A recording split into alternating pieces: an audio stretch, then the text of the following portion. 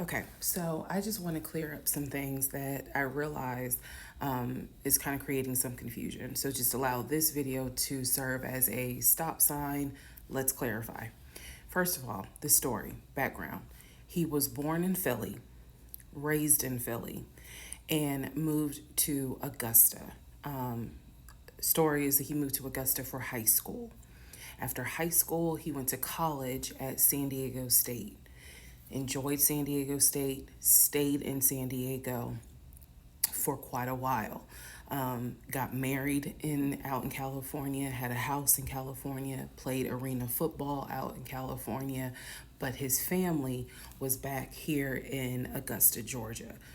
He still had a lot of family up in Philly, but for the most part, he had a sister in Augusta, he had a sister in Douglasville, he had a brother in Baltimore, he had another brother in Philly, and he had a brother in Nashville.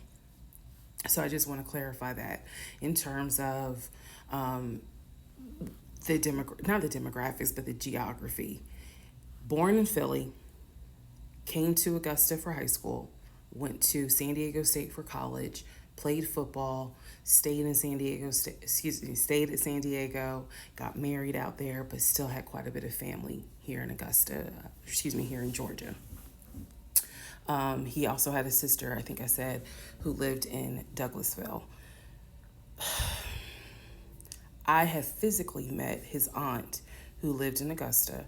I've met his brother who lives in Augusta.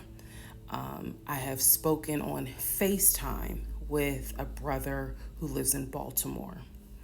And then I will demonstrate how he used to talk to the brother that lives in Philly. That's coming up. You haven't missed that. In terms of the proposal, you did not miss the story of the proposal. I simply didn't want to share it because it was embarrassing. Basically, he gave me 3 ring options. We went to a jeweler at the Mall of Georgia. He had me pick out 3 rings. I told him which one I liked the most because I knew it wasn't a romantic proposal at all. I knew which ring I liked the most. I told him which one. He basically said, when I'm ready, I'll give you the ring and I'll propose. Fast forward about, I guess it was summer because I was actually pregnant when the ring came. We were sitting at the dinner table.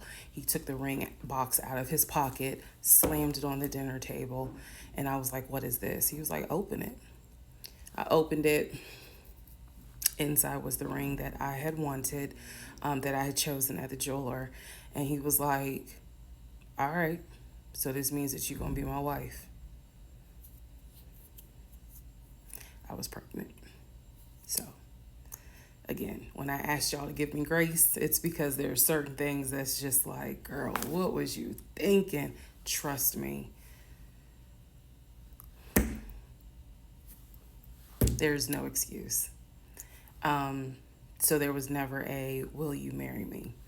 It was more of a, we're living together, we're having a baby together, we need to get married, because the backstory also was that his dad was a retired police officer, but at one point his father was a pastor.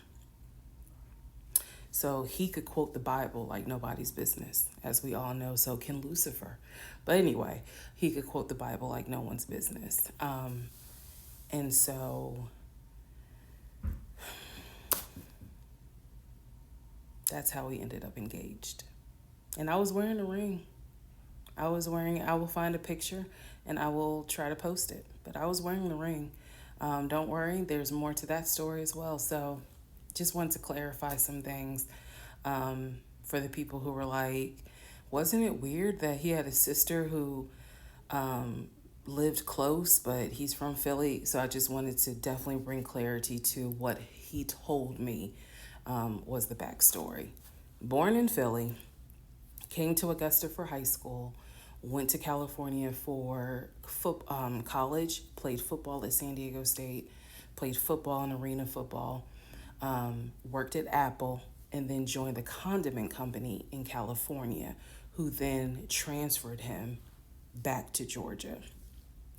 He was married in California, and he told me he got divorced in California. That is important as well. That will come up again later. And so the ex-wife, at this point in time, at the time that I'm telling you, part 7, which is the last video I just posted, the ex-wife lived in California with her 2 kids, his 2 stepkids. The 2 stepkids were 17 and 20 or 21, but they were that age group. And he was saying that he was very close with them, so he wanted to keep a tight relationship with them. And he talked to them, if not every day, every other day. When I say, and when I say this, I need y'all to understand. When I say that he talked to someone, it means that he was on the phone in front of me talking to the person. I hope that, because I will touch back on this. He was on the phone in front of me talking to the person. So he talked to his siblings every day. He talked to his aunt almost every day. He talked to his family the way I talk to my family almost every day. And again, I will demonstrate how he used to do the phone calls. I will also demonstrate how he used to do the work phone calls, because he called me every single day from work. And he would talk to people while he was on the phone with me. And I could hear people in the background. But that's a whole nother part. So again, buckle your seats. I promise I'm reading your comments, I'm reading your questions, but I wanted to bring this video just to clarify some stuff. Hopefully this helps. And honestly, I know people are fascinated by this, but more than anything, I hope that there's a woman watching this and she's saying to herself, okay, it's time for me to ask some questions. That's my hope.